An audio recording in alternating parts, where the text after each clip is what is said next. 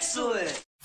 What's up guys, welcome back to Paul's Hardware. This is my first builds video of 2017, and if you've never seen them before, essentially every month I do 3 videos. The first one is a parts lists, where I do a couple builds, show you guys the parts, talk about my choices and why I chose this or didn't choose that or that kind of thing. Second part is when I actually build the system. Third part is a testing and follow-up and sort of seeing how the system performs. So I'm actually running a little bit late already this month because I was at CES for the first 2 weeks of January. It's already a couple weeks into January, so check out that playlist if you want to see any of my CES coverage. Tons of new stuff announced, but actually not a lot of it is available quite yet. If you want to see any of the builds I've done previously, such as the $1,000 build that I did for December, or the mini ITX builds I did the months before that, or the more budget entry-level systems that I did the months before that, check out my builds playlist, and I'll of course link all of those in this video's description. Now the second part of my builds videos is that I like to have fan interaction. So I actually asked you guys a series of questions from last month, so we're going to talk about the results of that really quick. But first, you should already be voting or checking the vote for next month, because February is coming up soon.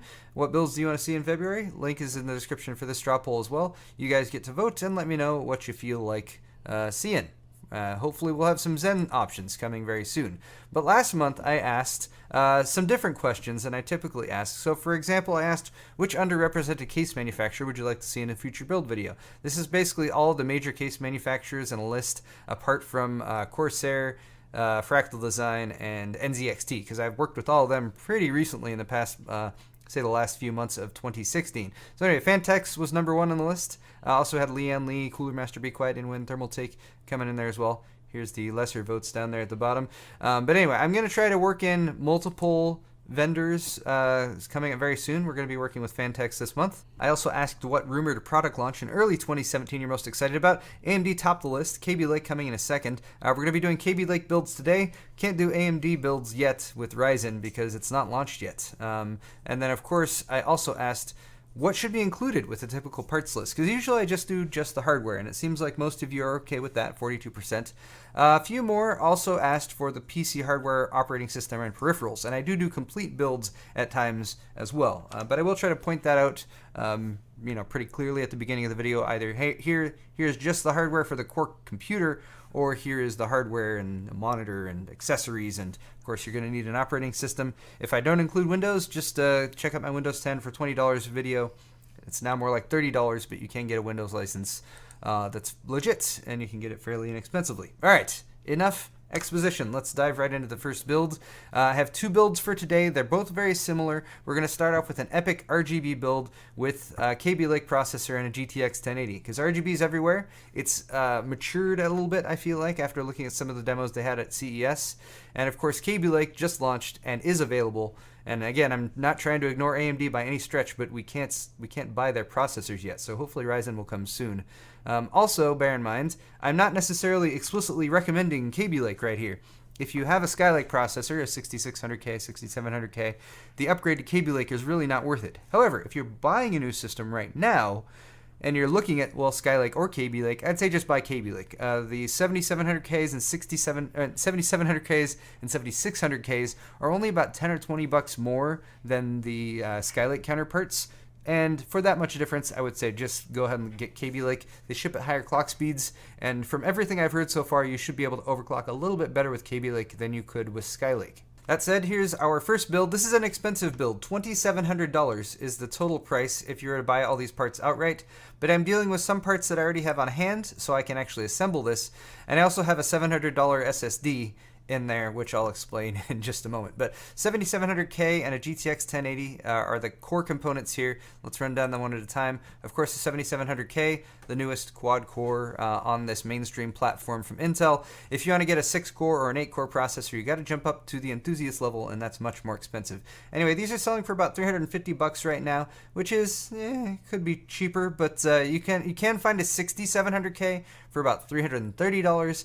Again, for 20 bucks, I would just get the 7700K. If you do find a deal on a 6700K, though, then go ahead and jump on it. They still overclock quite well, and you should be just fine with that. One with a high-end cooler, all-in-one liquid cooler, Corsair H100i. It's a pretty much a standby. It's been used many times. Corsair's been continually improving their design. I like the way this looks in the sleeved cabling on the tubing and everything. It has RGB on the actual this part of it, on the pump block, and you can't control that. This is the only part of this build that you're going to have to control independently or just turn it off, but you can't adjust the RGB lighting on that. Everything else you should be able to wire up and control via the motherboard software, and the Hydro Series H100 IV2 costs around $100, which is a pretty penny to put on top of the price of your CPU, but the second version of this build that I'm going to do afterwards shows you how you can get everything for a lot cheaper if you don't need the maximum performance.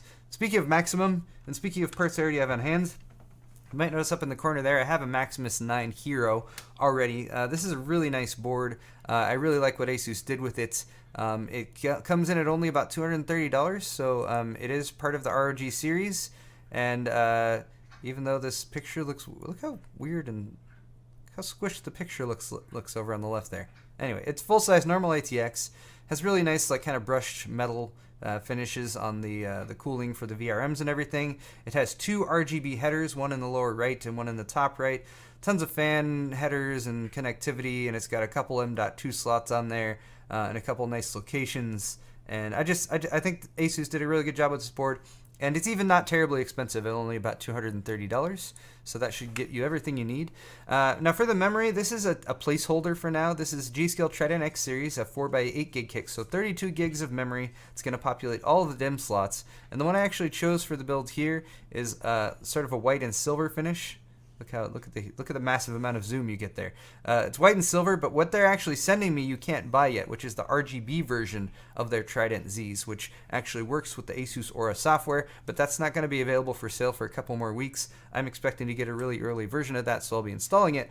But for now, it's the same capacity of memory and the same brand and even the same style with the Trident Z.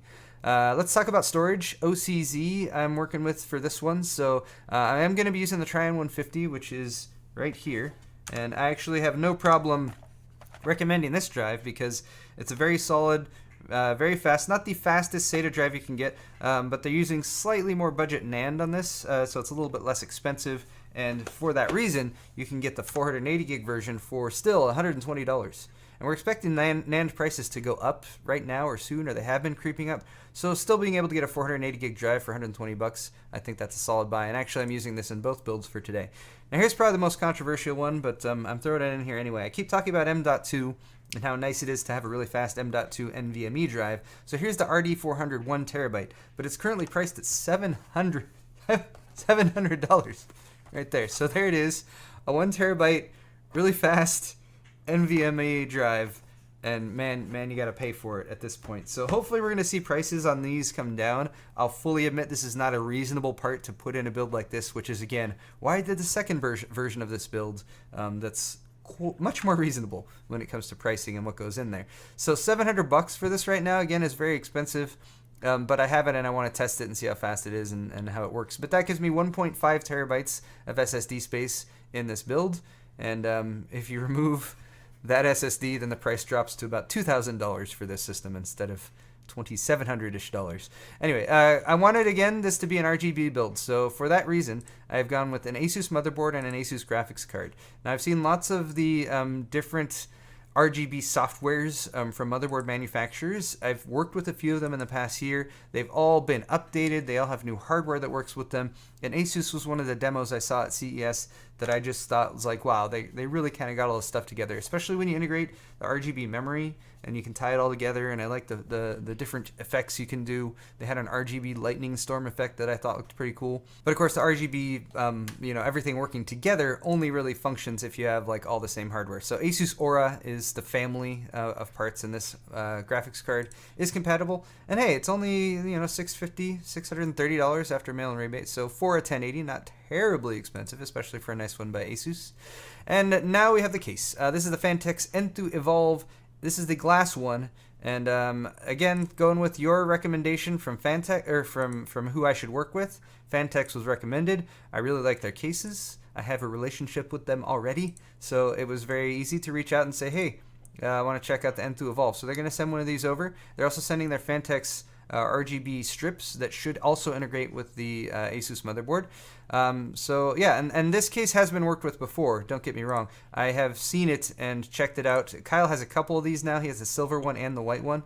I went with black. partially because I didn't want to use the ones that Kyle had already used, and also because I asked you guys on Twitter yesterday if you're gonna do an RGB build, would you want the case to be black or white? Very, very close between black and white, but I had a little bit of an edge for black there, so that's what I opted to go with. All right, lastly, power supply, EVGA Supernova. I like EVGA power supplies. This one's fully modular. It's the Supernova G3, which is the successor to the G2, and I actually might be building with the G2, but they got the G3 out now, so go ahead and go for it. All black cabling, solid power supplies from EVGA. You know, it's 120 bucks, so a little bit more expensive.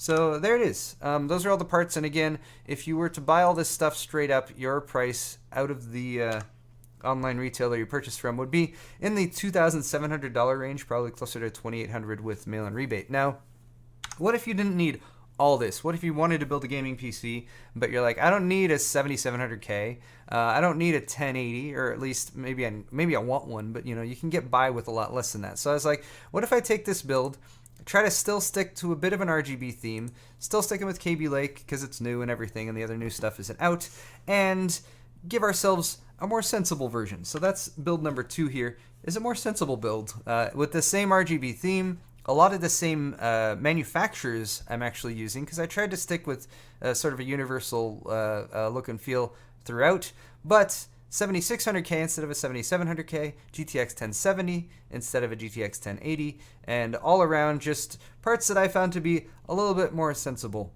when it comes to it. So 1,236 is the price that you're getting right now on this. If you were to buy it all from the most reasonably priced sellers, so $1,200 to $1,300, depending on whether you're including a Windows license and that sort of thing. So again, the 7600K instead of the 7700K, and you maybe even could shave another 20 or 30 bucks off of this if you found a good deal on a 6600K. But again, all you're really missing out there on there is the hyper-threading, and depending on what game you play, that may or may not be a good thing. For a CPU cooler, I went the CryoRig. Look, it's got, this is the H7. Look, it's got RGB on the fan, sort of. It's black and white, though. It's going to blend in. And for $35, really good performance. Pretty simple to install. Will work with this socket. And yeah, 35 bucks, which is a lot less than what you pay for the H100i V2. For the motherboard here, I stuck with Asus once again, because again, that Aura software is pretty good. I think I want to compare this to like Mystic Light, as well as, I forget what Gigabyte is calling theirs, and maybe do an RGB software comparison thing soon, maybe sometime. But this is the Strix Z270E gaming. There's actually several Strix Z270 boards. This one's kind of in the mid-range, but it does still come with your RGB LED headers. Comes with like the USB 3.1 front panel header. It's very, very slightly less features features, I would say, than you get with the ROG board, but still very solid all around. And yeah, it looks pretty cool. Not quite as aggressive a look, but again, still compatible with the Asus Aura software. And I think for your Z270 needs, that would match right in there. For memory, I went with the 16 gig kit instead of 32, because if you're building a gaming system, you probably don't need 32 gigs. You can get by fine with 16. Found this kit for 85 bucks. Again, still G-Skill, and I've used these. Actually, this is the same kit that I have in the Arctic Panther, and they are black. You peel that sticker off, and then you're fine as far as aesthetics go. Next up, for the SSD, I stuck with the same one, the OCC Trion 150, because again, it is a very good price for a 480 gig SSD. And here I will advise, get this SSD and then find an old mechanical hard drive that you have, say anywhere from the 500 gig to 2 or 3 terabyte range. Most people have something like that lying around. Pair that up with the SSD, and then you'll have your fast storage for your operating system and some games, and you will also have a larger drive for mass storage and backups and that kind of thing. Asus GeForce GTX 1070 8GB card. This is again just the same Strix version of that card that I already showed you, just a 1070. Makes it cheaper by 100 and 200. How much cheaper? Like 200 bucks cheaper. Still has the RGB lighting effects. Still a very well designed card. Still gets you, 80 to 90% of the performance of the GTX 1080, depending again what game you're testing. And then for the case, stuck with Fantex here because again they have some nice RGB features integrated. I'm not sure if this one in particular you can wire up directly to the Asus motherboard or not, but this one does have some RGB lighting on it. It does allow you to control that directly on the case, so you could line that up with whatever you have going on internally, and a much more reasonable price. This one's about 70 bucks. Has a nice side panel window. Very well designed case by Fantex. Very positive ratings and reviews from what I've read so far. Finally, power supply, EVGA Supernova NEX. Oh, this is the NEX. I was wrong. Never mind. And I've just realized that I have the wrong power supply in here. EVGA makes some solid power supplies, but don't get the NEX. This is a warning. I've recommended this before, I was corrected, and I sort of purged it from recommending it anymore, but the NEX is not a good series, so don't get it. Get this one instead. This one's semi-modular, but it's a 650 GQ, much better internals, and it's much better rated by the good power supply guys who rate power supplies. And look, it's even the same price. It's just semi-modular instead of fully modular. Don't know why the NEX is even still there, but there it is. And sorry if earlier on I had the wrong link. All of the links in the description will be updated with that power supply rather than the NEX. But there it is, guys. A couple KB Lake builds for you, whether you're looking for something that's a lot more blingy and that's a little bit more powerful in the $2,000 price range, or maybe something that's a little bit more reasonable in, say, the $1,200 to $1,300 price range. And of course, both of these builds you could start pulling stuff out of and replacing with slightly less expensive parts and get things a little bit cheaper. So I always recommend, if you guys are interested and want to sort of dive into PC Part Picker and like see what you can work out, feel free to leave those suggestions and other alternative builds in the description, because that's a big reason why I do this and why I do it every month, is because there's always questions about what I should choose, what's going to work with what's going to be more compatible, what's recommended, and that's why I do these videos. And of course, your feedback as well, whether it's via the votes in the straw polls or comments in the videos, are always appreciated by me as well as by other people who are just learning how to do this whole PC building thing. Anyway, guys, thanks again for watching. I hope you're having a wonderful 2017 so far. I have tons and tons of videos planned, so I'm really excited about that, starting with this build that I'm going to be doing next week. So stick around, hit the subscribe button and the thumbs up button and all that good stuff, and we'll see you next time.